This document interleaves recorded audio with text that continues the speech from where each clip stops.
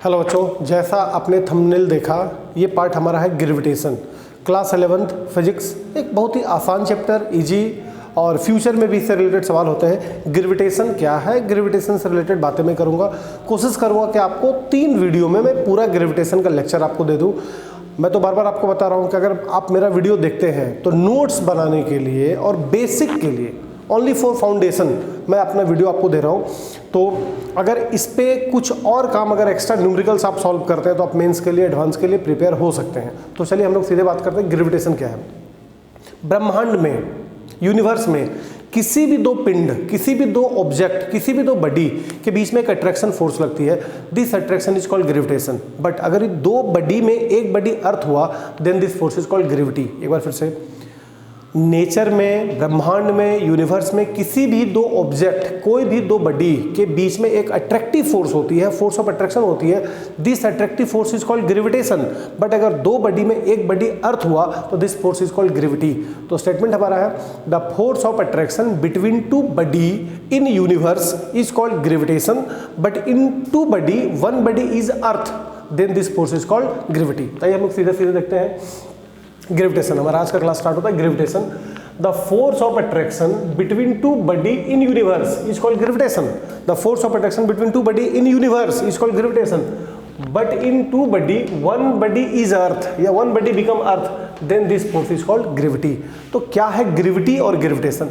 लेकिन ग्रेविटेशन पे सबसे पहले जो ओपिनियन हमारा आया था, वेरीफाइड ओपिनियन, वो न्यूटन्स लॉ के द्वारा था। तो न्यूटन्स लॉ ऑफ ग्रेविटेशन या यूनिवर्सल ऑफ ग्रेविटेशन क्या बोले? तो न्यूटन सबसे पहले 1600 समथिंग ईस्वी में ही बात कर चुके थे। बाद में हेनरी कैविटी इसको वेरीफाई किए 17 समथिंग में।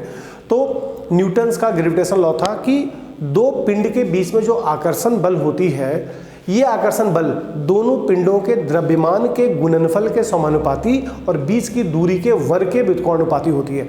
चूंकि हम बेसिक हमारा हिंदी का था, सो मैं हिंदी स्टेटमेंट अक्सर यूज कर देता हूँ। The force of attraction between two body is directly proportional to the product of their mass and inversely proportional to the square of distance between them। यानी कि दो बॉडी के बीच में जो ग्रेविटेशन फोर्स है या फोर्स ऑफ अट्रैक्शन है, ये डायरेक्टली प्रोपोर्शनल होगा दोनों बॉडी के प्रोडक्ट के मास के, एंड इन्वर्सली प्रोपोर्शनल होगा उसके बीच के दूरी के स्क्वायर के। तो the force of attraction between two body is directly proportional to the product of their masses and inversely proportional to the square of distance between them. मैंने को दो बॉडी लिया, ए और बी, मास m1 m2, दोनों के बीच की दूरी लिया r। तो ये भी इसको अट्रैक्ट करेगा, ये भी इसको अट्रैक्ट करेगा। तो इन दोनों के बीच में जो अट्रैक्शन फोर्स होगी, वही attraction force is directly proportional to the product of their mass. बीच में देखिए कुछ नहीं है, तो प्रोडक्ट है m1 इंटू m2 का डायरेक्टली प्रोपोर्शनल है फोर्स, एंड वही force inversely proportional to the square of distance between them, 1/r²। r दोनों के बीच का दूरी है। अब दोनों को मिलाते हैं, इक्वेशन 1 इक्वेशन 2 जब दोनों को मिला देते हैं तो m1 m2 ऊपर r² नीचे, m1 m2 ऊपर r² नीचे। अब डायरेक्टली प्रोपोर्शनल को हटा के कोई कांस्टेंट तो लगाते हैं। अगर कोई कांस्टेंट हमारे पास ना हो तब तो k जिंदाबाद, बट यहाँ पर कांस्टेंट है g। तो f is equal to g m1 m2 by r²। f is equal to g m1 m2 by r²। तो जहाँ f है दोनों बॉडी के बीच का फोर्स, m1 m2 दोनों बॉडी का मास है, r दोनों के बीच की दूरी है, g क्या है? g कांस्टेंट है, ग्रेविटेशनल कांस्टेंट इसको हम बोलते हैं। वैल्यू है 6.67 into 10 to the power -11 newton metre square पर kg²। अब g का यूनिट आप निकालें कहाँ से? तो f is equal to g m1 m2 बार स्क्वायर है, तो g इज इक्वल टू क्या हो रही है? g is equal to f r² by m1 into m2। तो f है तो न्यूटन, r² दूरी का स्क्वायर है तो मीटर स्क्वायर, नीचे है मास गुने मास, मास स्क्वायर, तो ऊपर चला गया kg टू द पावर -2। अब इसका डायमेंशन कैसे निकालेंगे? तो f का डायमेंशन तो आपको मैंने रटा के रखा है mlt-2, और l² है बगल में तो l², r² का l² हो गया। नीचे मास गुने मास यानी मास स्क्वायर, एक मास को इस मास से काटा तो m-1, l हो गई 3 और t-2। तो g ग्रेविटेशनल कांस्टेंट है, वैल्यू 6.67 इंटू 10⁻11 है, न्यूटन मीटर स्क्वायर पर kg² हो गई। डायमेंशन आपके सामने है। बट कभी कभी बात होता है define gravitational constant. Gravitational constant is numerically equal to the force of attraction between two body when each of mass is 1 kg and separated by 1 meter distance। अब जरा इसको यहाँ से समझिए।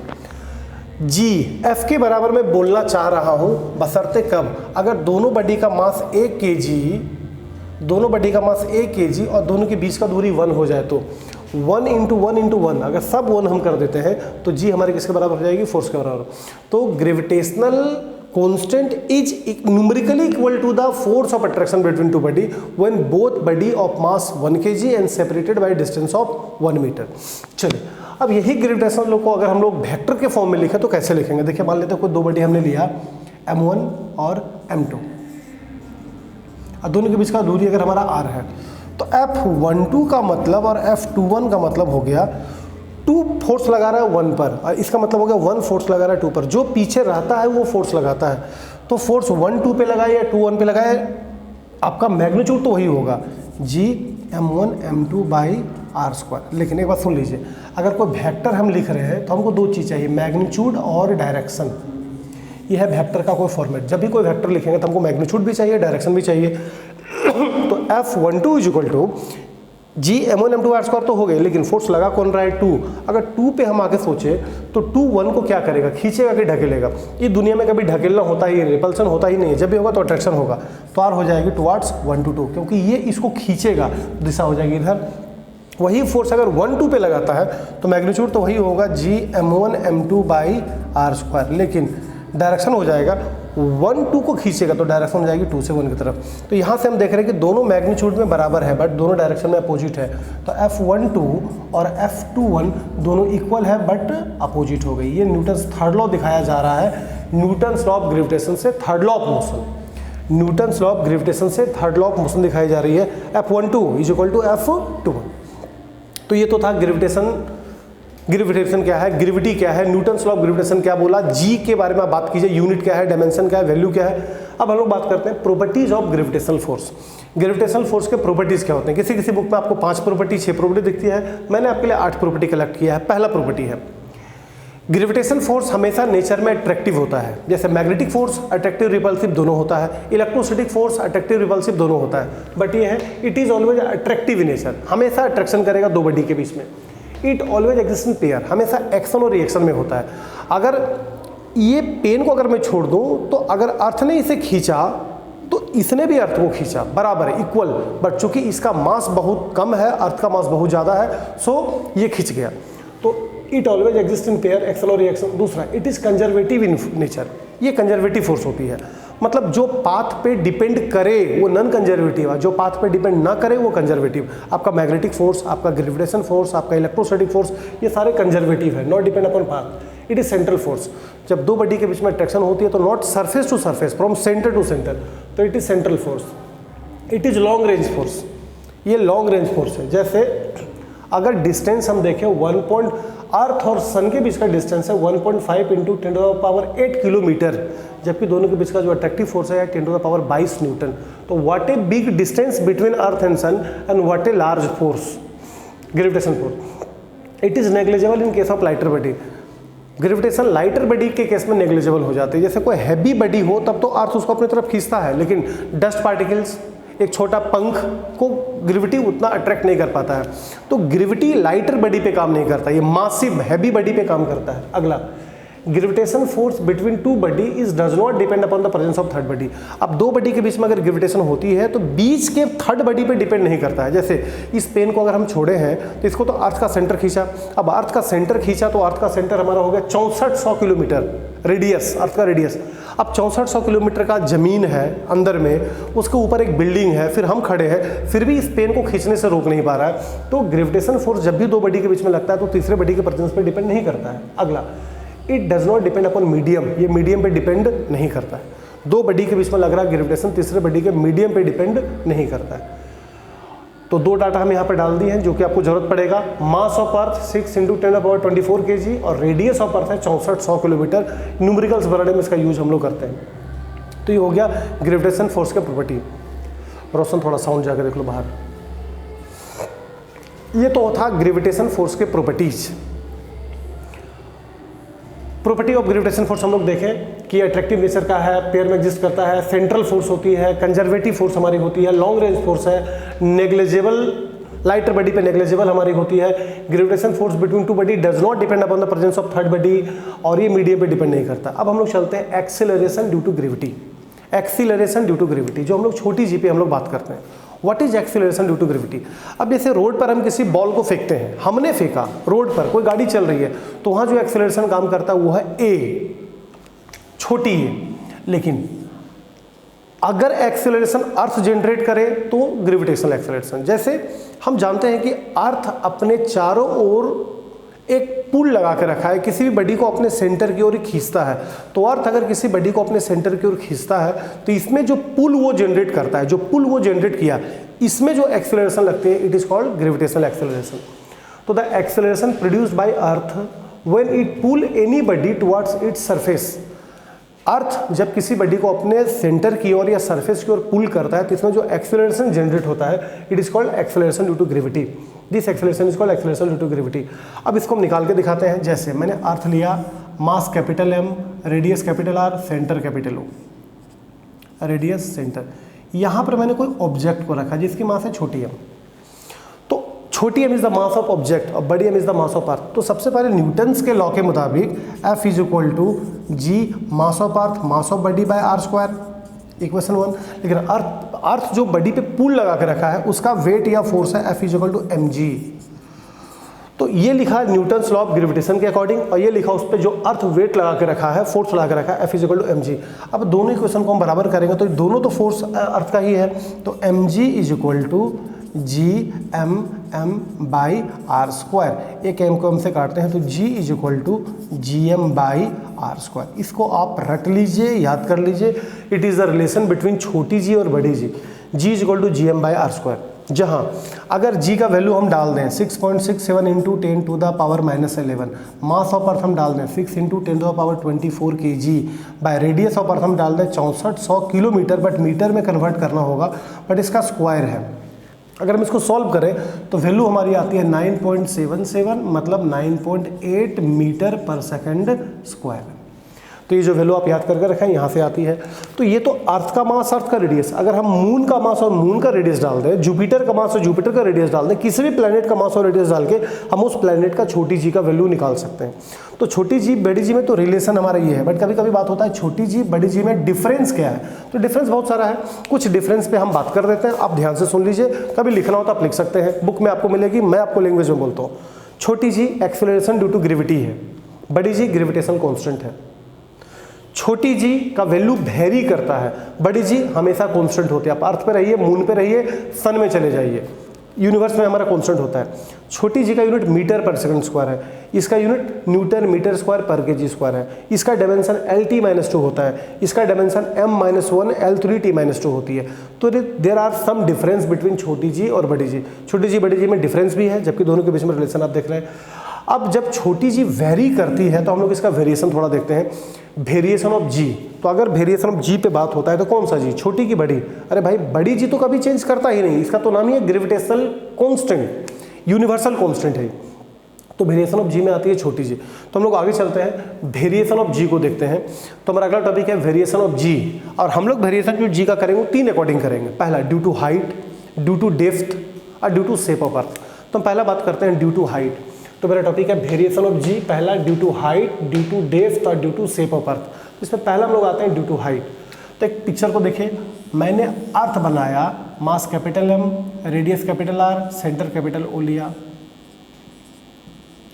अर्थ के सरफेस से h हाइट पर मैंने कोई ऑब्जेक्ट रखा जिसका मास है m, और यहाँ से सेंटर तक की दूरी हो गई r प्लस h, क्योंकि हाइट तो है h और रेडियस हमारा r है, तो टोटल दूरी हो गई हमारी r प्लस h, और h लिया सरफेस से उस ऑब्जेक्ट की डिस्टेंस। कुछ लैंग्वेज लिखा है, let capital R, capital O, capital M be the mass, radius and centre of earth. A object of mass m is placed at h distance from earth surface. तो सबसे पहले निकालते हैं value of g at earth surface. Earth surface पे g का value क्या है? तो g is equal to ji M by R square, जैसे कि हम लोग पीछे प्रूफ किए हैं। और value of g at h height पे अगर हम लोग निकालते हैं तो h हाइट पर g की वैल्यू क्या होगी? h इंडिकेट कर रहा है h हाइट के लिए, तो G M by R plus H का होल स्क्वायर, क्योंकि अब r नहीं रहा, r प्लस एच हो गई। इसको इक्वेशन 2, इसको इक्वेशन 1, अब दोनों इक्वेशन को डिवाइड हम करते हैं। तो G H by ji is equal to, G H हमारी हो गई G M by R plus H का होल स्क्वायर, और g को जब डालेंगे तो इसको उल्टा कर देते हैं, आर स्क्वायर ऊपर और जी एम नीचे। अब इसको इससे काटते हैं। अब जी एच बाई जी हमारी हो रही है R square by R plus H का होल स्क्वायर। हम तो कहते हैं अब यहाँ पर आपको मैथमेटिकली थोड़ा सा सॉल्व करना होगा। आप थोड़ा सा कंसंट्रेट होकर आप देखिए, ऊपर आर स्क्वायर है, नीचे आते हैं R square plus H square plus 2RH, 2RH A plus B का होल स्क्वायर में खोल दिया है। अब नीचे से आर स्क्वायर को हम लोग कॉमन ले लेते हैं, तो ऊपर का आर स्क्वायर छोड़ देते हैं, नीचे का आर स्क्वायर को कॉमन लेंगे तो यहाँ क्या मिला 1 प्लस, अब यहाँ आर स्क्वायर है नहीं तो डिवाइड कर देते हैं, और यहाँ 2RH में भी आर स्क्वायर डिवाइड करते हैं। यहाँ क्या हुआ, जहाँ था वहाँ से तो निकाल लिया, जहाँ नहीं था तो मैंने उसको डिवाइड कर दिया। अगर आपको मेरे पे शक लग रहा था, आप घुसा के देखिए, फिर से वापस यही आ जाएगा। अब एक आर को एक आर से हम लोग काट देते हैं। अब इस आर को आर से काटते हैं। अब मिला जुला के देखा जाए तो 1 बाई, नीचे को गौर से देखिए तो 1 square plus H square R square plus 2 into 1 into H by R, ये पूरा 1 प्लस एच बाई आर का पावर 2 लग रहा है। अब इसको खोल कर देखिए आ जाता है, ए प्लस बी का होल स्क्वायर खोली आ जाती है। तो G H by ji is equal to हमारी ये हो गई। तो अगर हमको जी एच निकालना है तो जी इंटू, लेकिन इसको नीचे से ऊपर करते हैं तो 1 plus H by R to the power -2। देखिए रिलेशन तो हमारी आ गई, G H is equal to G into 1 plus H by R to the power -2 हमारा सही रिलेशन, एग्जैक्ट सही है, बट पावर यहाँ -2 है। अब इसको आपको सॉल्व करना होगा, तो इसको सॉल्व करने के लिए आपको यूज़ करना पड़ेगा बाइनोमियल थ्योरम। तो नीचे कहीं आप देखे होंगे बुक में लिखता है using binomial theorem, using binomial theorem and neglecting higher power term, and neglecting higher power term. अगर बाइनोमियल थ्योरम को यूज करके हायर पावर टर्म को नेग्लेक्ट करेंगे तो ये रिलेशन हमारा कन्वर्ट हो जाएगा, G H is equal to G into 1 plus 1 minus 2h by R. तो ये रिलेशन को आप याद कर लें, ये एक्यूरेट सही है, ये बाइनोमियल लेगा, G H is equal to G into 1 minus 2h by R. अब इसको थोड़ा गौर करके देखते हैं, तो अर्थ पे जी का वैल्यू था जी, बट एच हाइट पे हम तो देख रहे हैं तो जी का वैल्यू हो रही है जी माइनस 2gh बाई आर। इससे ये गौर करके देखिए, आपको पता चलेगा कि ऊपर जाने पर जी की वैल्यू घट रही है। तो ऊपर जाने पर जी का वैल्यू घटता है, ये बता रहा है हमारा ये रिलेशन। तो ये तो हो गया variation of G due to height. एक हम देखते हैं ड्यू टू डेप्थ। अगला टॉपिक है मेरा variation of G due to depth. तो सेकंड है ड्यू टू डेप्थ, गहराई के कारण। तो अर्थ लिया, mass capital M, radius capital R, centre capital O, ये लिया। पहले हम निकालते हैं value of ji at surface. तो value of ji at surface क्या होगी, G M by R square. ऊपर में हम लोग लिख सकते हैं value of ji at surface. तो G is equal to ji M R square. But यहाँ पर एक चीज़ देखना होगा, density is equal to mass by volume. तो mass is equal to density into volume. और अर्थ चूंकि एक डेंस गोला है, माने पूरा हैवी गोला है, अंदर तक उसका मासिव है, तो वॉल्यूम के जगह पे कर देंगे 4/3 पाई आर क्यूब। और ये मास को यहाँ रिप्लेस करेंगे, तो जी तो है, अब मास यहाँ पे क्या ला रहे हैं, rho into 4/3 pi are cube, नीचे है अपना आर स्क्वायर। आर स्क्वायर से आर क्यूब को काटेंगे तो आर बचेगा। तो जी एट सरफेस क्या हो गया, 4/3 G rho pi into R, equation number 1। It is value of ji at earth surface. अब निकालते हैं value of ji at D depth. अब हम लोग डी गहराई नीचे आ जाते हैं, उसमें तो हाइट में गए थे, यहाँ नीचे आते हैं। ये गहराई हमारी डी है, नीचे अंदर गए। तो value of ji at D depth, d depth पे क्या होगा, इसी रिलेशन को हम लोग देख लेते हैं। तो G D is equal to 4/3 है, जी भी है, रो भी है, पाई भी है, आर की जगह पे कर देते हैं r minus d, equation number 2। अब इक्वेशन 2 को इक्वेशन 1 से अगर हम डिवाइड कर देते हैं तो जी d by ji is equal to 4/3 है, जी है, रो है, पाई है, यहाँ बचा आर माइनस डी, और ऊपर में था 4/3 जी रो पाई और आर, सब कटेगा तो सिर्फ बचा r minus D by r, जिसको अगर हम लोग फ्रैक्शनलाइज कर देंगे तो 1 minus D by are.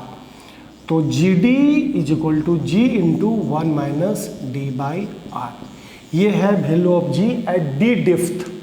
Value of ji at D depth, but इसको भी देखें तो सरफेस पे था जी, बट अब है जी माइनस जी डी भैया, तो इससे ही पता चल रहा है ऊपर जाने पे भी जी की वैल्यू घटती है, नीचे जाने पे भी जी की वैल्यू घटती है।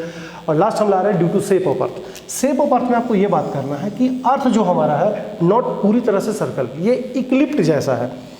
पोलर रेडियस छोटी है, इक्वेटर रेडियस बड़ी है। ये हो गया पोल, ये हो गया इक्वेटर, तो रेडियस ऑफ पोल छोटी है रेडियस ऑफ इक्वेटर से, तो जी जो होगा पोल का ज़्यादा होगा जी ऑफ इक्वेटर से, क्योंकि g is equal to ji m by r square. आप जान रहे हैं इस रिलेशन से पता चल रहा है कि r छोटी तो g बड़ी, r छोटी तो g बड़ी, तो पोल की r छोटी तो पोल पे g बड़ी, इक्वेटर की r बड़ी तो g छोटी। तो ये था due to shape of earth. तो अब हम बात करते हैं फाइनली, आपने देखा ग्रेविटी क्या है, ग्रेविटेशन क्या है, न्यूटन लॉ ऑफ ग्रेविटेशन क्या है, वेक्टर फॉर्म में लिखा, ग्रेविटेशन फोर्स के प्रॉपर्टीज क्या है। और फिर छोटी जी एक्सेलरेशन ड्यू टू ग्रेविटी क्या है, इसका रिलेशन डिफरेंस दोनों देखें। और फिर जी का वेरिएशन, तो जी का वेरिएशन पहला हम लोग देखें ड्यू टू हाइट, दूसरा देखें ड्यू टू डेप्थ, और तीसरा due to shape of earth. इसको वीडियो को 1 से 2 बार देख के नोट्स तो आप कंप्लीट करें ही, बट रिवीजन के टाइम आपका ये काम करेगा कि शॉर्ट टाइम में 15 मिनट 20 मिनट में मैं आपको ग्रेविटेशन का एक टॉपिक दिखाया हूँ। फिर 2 वीडियो में मिलता हूँ जिसमें escape velocity, satellite, gravitational potential energy से रिलेटेड बात करूँगा। तो इसका स्क्रीनशॉट ले लीजिए। Thank you.